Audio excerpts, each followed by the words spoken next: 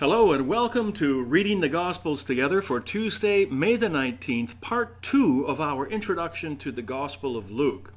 Now, Luke is the only one of the Gospels to tell us how he actually went about the task of putting it all together. Listen to verses 1 through 4. He writes, "Many have undertaken to draw up an account of the things that have been fulfilled among us, just as they were handed down to us by those who from the first were eyewitnesses and servants of the word. With this in mind, since I myself have carefully investigated everything from the beginning, I too decided to write an orderly account for you, most excellent Theophilus, so that you may know the certainty of the things that you have been taught." Now, there's a lot of information in those first 4 verses. Let's take a moment and go through it piece by piece. First of all, Luke writes, "Many have undertaken to draw up an account of the things that have been fulfilled among us." Now, Luke is obviously aware of collections of sayings and deeds of Jesus which were already in circulation, as well as the more complete Gospels of Matthew and Luke. John had not yet been written. Now, that's significant. It shows that there are accounts written years before Luke sets himself to the task, things put in print closer to the actual time of Jesus. Luke then writes, "Just as they were handed down to us by those who from the first were eyewitnesses and servants of the word." Now, I called the previous study we did on the Gospel of Luke the eyewitness gospel, because Luke tells us here that he's basing his gospel on eyewitness testimony. To be eyewitnesses from the first was the role of an apostle.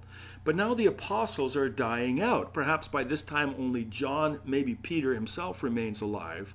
And so it's important to get their testimony in print while the accounts can still be verified by the first-hand witnesses. Some of those accounts being the ones that Luke is referring to as he builds his gospel.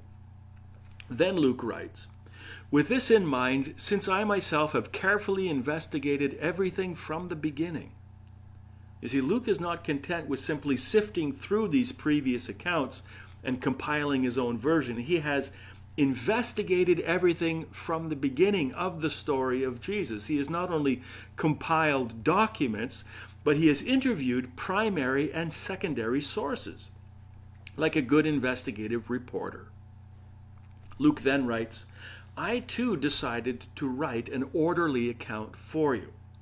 Now, as we've said, we know there's collections already of the sayings and deeds of Jesus in circulation, but without a specific chronological sequence.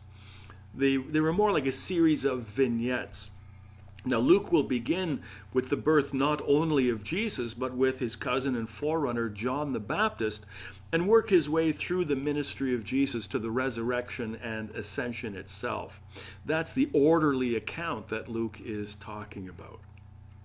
Now, he addresses his gospel to most excellent Theophilus. Now, there are a few options as to who this could be, and all of them can be simultaneously correct.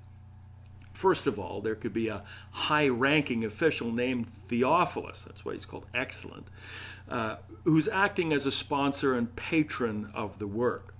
Secondly, Theophilus might be a code name rather than the official's name, insofar as it was becoming increasingly dangerous to be a Christian. And Theophilus, which means friend of God, may well be a pseudonym. Thirdly, addressing the letter in this way may be intended to include all friends of God, those who are seeking the truth about Jesus, people like you and like me. And as I said, all of those things may well be correct at the same time. There could very well be a Roman official by the name of Theophilus, or a pseudonym of Theophilus, or a nickname, as well as the gospel being addressed further afield. Finally and importantly, he writes, "so that you may know the certainty of the things you have been taught." Now, that's vital. Some of the stories floating around about Jesus contained various imaginative sections and could not be relied upon as factual.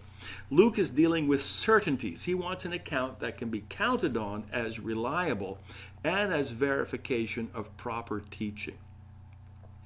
Now, as we alluded to yesterday, although Luke himself was not an eyewitness to the earthly life and ministry of Christ, he was in intimate contact with many who were.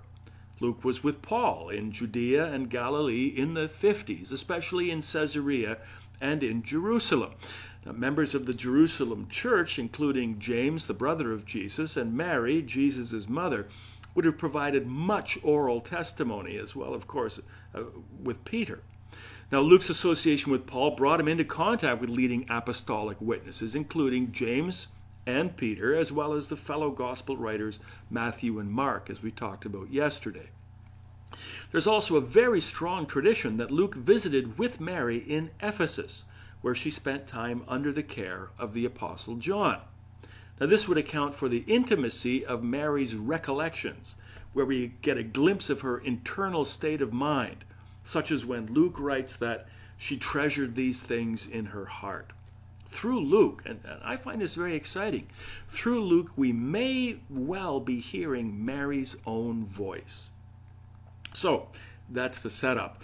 We're ready to enter into an authoritative account of the life of Jesus, backed up by eyewitness testimony, so that we too can know the certainty of what we believe. Now, I'm glad that we're on this journey together.